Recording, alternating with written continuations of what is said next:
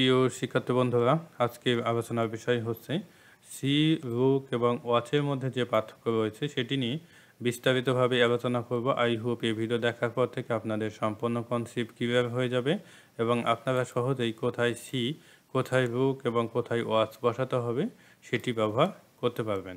প্রথমে দেখেন সি, দেখার ইচ্ছা নেই কিন্তু হাঁটা চলার পথে অনিচ্ছাকৃতভাবে হঠাৎ করে কোনো কিছু দেখার ক্ষেত্রে সি বসে।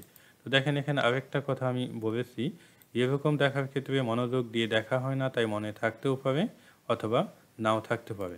অর্থাৎ আপনি যখন হাঁটবেন, কোথাও কোথাও হয়তো হাঁটবেন, সেটা রাস্তায় হতে পারে বা যে কোনো জায়গায় হতে পারে।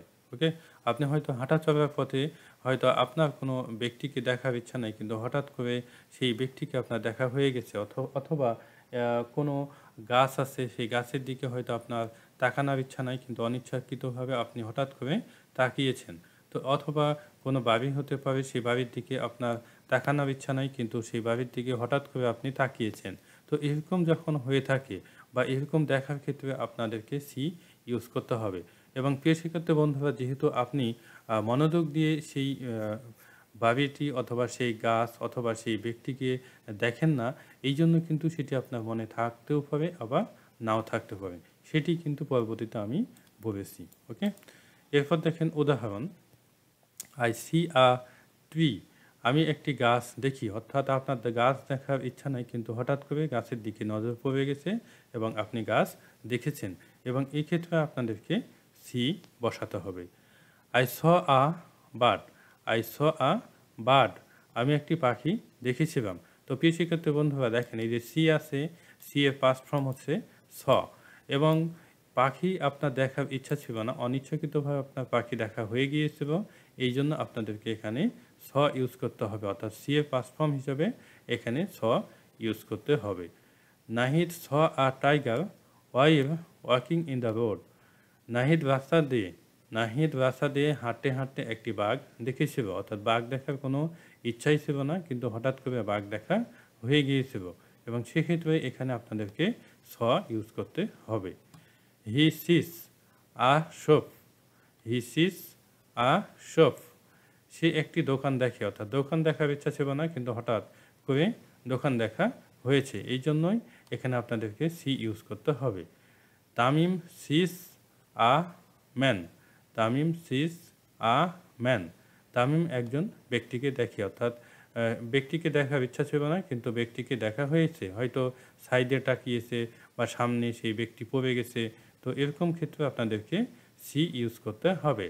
I have seen many buses, আমি অনেক বাস দেখেছি। অর্থাৎ আপনি হয়তো হাঁটছেন অথবা কোথাও চলাফেরা করছেন বা রাস্তায় আপনি যাচ্ছেন, সেক্ষেত্রে হয়তো আপনি অনেক বাস দেখেছেন, এবং সেক্ষেত্রে হঠাৎ করে অনেক বাস অনিচ্ছাকৃতভাবে দেখেছেন, এবং সেক্ষেত্রেও আপনাদেরকে সি ব্যবহার করতে হবে। তবে প্রিয় শিক্ষার্থী বন্ধুরা, এখানে এই বাক্যটি কিন্তু প্রেজেন্ট পারফেক্ট টেন্স, এবং প্রেজেন্ট পারফেক্ট টেন্স হওয়ার কারণে এখানে সি এর পাস্ট পার্টিসিপল, সি এর পাস্ট পার্টিসিপল ফর্ম হিসাবে সিন ব্যবহার করা হয়েছে। এখন দেখেন রুক, কারো প্রচেষ্টায় যখন কোনো ব্যক্তি নির্দিষ্টভাবে স্থির কোনো কিছুর দিকে খেয়াল করে অল্প সময়ের জন্য তাকিয়ে দেখে তখন কিন্তু রুক বসে। অর্থাৎ সেই যার দিকে আপনি তাকাবেন সেটি কিন্তু স্থির হতে হবে, এবং কারো প্রচেষ্টায় কিন্তু আপনি তাকাবেন, নিজে নিজে প্রথমে কিন্তু নিজে তাকাবেন না, কেউ হয়তো আপনাকে বলছে কোনো কিছু দেখতে, তখন কিন্তু আপনি তাকাবেন। তো দেখেন উদাহরণ দেখলে বিষয়টা আরও পরিষ্কার হয়ে যাবেন। লুক অ্যাট দ্য পিকচার, ছবির দিকে তাকাও। লুক অ্যাট দ্য বোর্ড, বোর্ডের দিকে তাকাও। লুক অ্যাট দ্য ওয়াল, দেয়ালের দিকে তাকাও। লুক অ্যাট দ্য হাউস, বাড়ির দিকে তাকাও। লুক অ্যাট দ্য কার, গাড়ির দিকে তাকাও।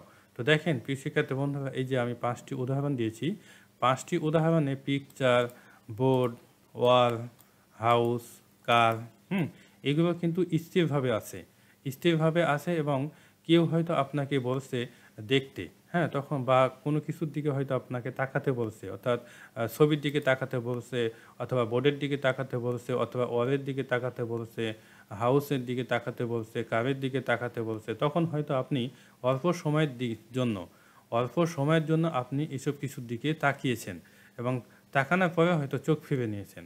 ওকে, তো অর্থাৎ স্থির বস্তুর দিকে, স্থির বস্তুর দিকে যখন কারো প্রচেষ্টায় আপনি তাকাবেন, সেক্ষেত্রে আপনাদেরকে রুক ব্যবহার করতে হবে। বিষয়টা অবশ্যই মাথায় রাখবেন। এখন দেখেন ওয়াচ। দীর্ঘ সময় ধরে চলমান অথবা পরিবর্তনশীল কিছু দেখার ক্ষেত্রে ওয়াচ বসে। তো দেখেন এখানে একটা কথা আমি বলেছি যে উল্লেখ্য যে কোনো ব্যক্তির গতিবিধির ওপর নজর রাখতেও ওয়াচ বসে। তো উদাহরণ দিয়ে আপনাদেরকে আমি বুঝিয়ে দেবো। বাবু ইজ ওয়াচিং টিভি নাও।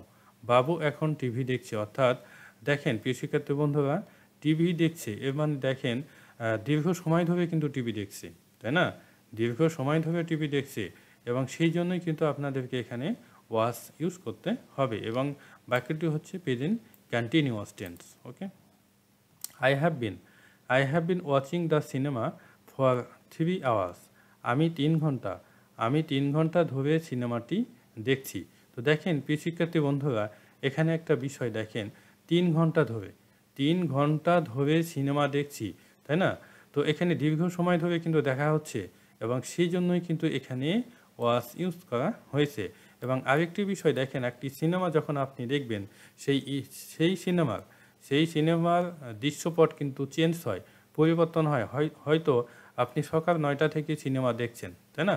তো সকাল 9টা অর্থাৎ প্রথমের দিকে কিন্তু সিনেমার দৃশ্যপট একরকম ছিল, হয়তো আধা ঘন্টা পরে একরকম হয়েছে, 1 ঘন্টা পরে একরকম হয়েছে, 2 ঘন্টা পরে অন্যরকম হয়েছে, অর্থাৎ পরিবর্তন কিন্তু হচ্ছে, দৃশ্যপট কিন্তু পরিবর্তন হচ্ছে, যেটি আমি এখানে বলেছি দেখেন পরিবর্তনশীল।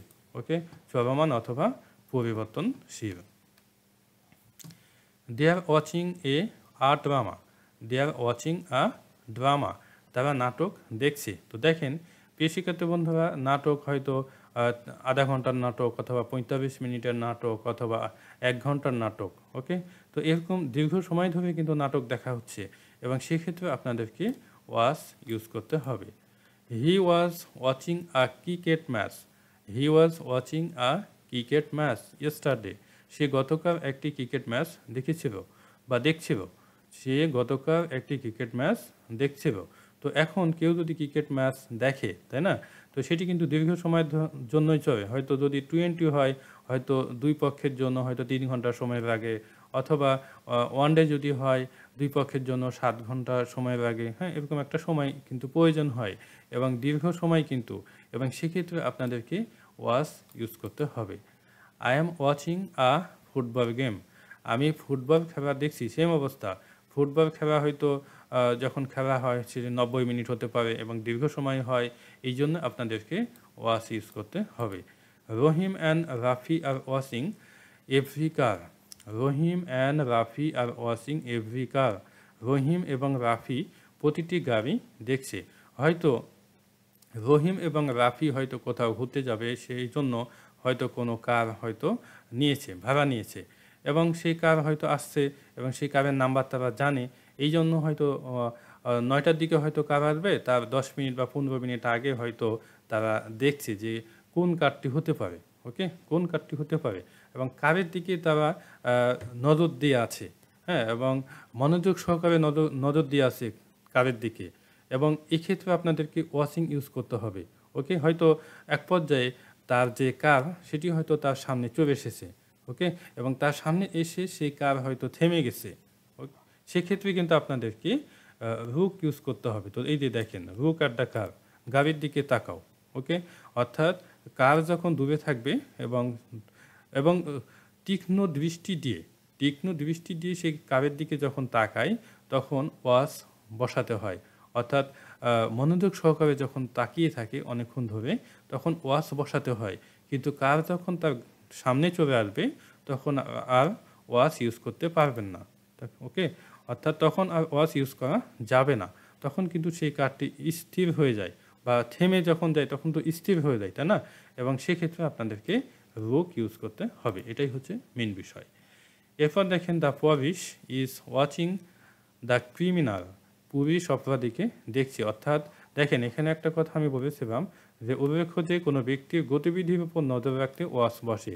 তো দেখেন অপরাধীর ওপর যেহেতু পুলিশ নজর রাখছে এবং মনোযোগ সহকারে দেখছে দীর্ঘ সময় ধরে, সেই ক্ষেত্রে আপনাদেরকে ওয়াচ ইউজ করতে হবে।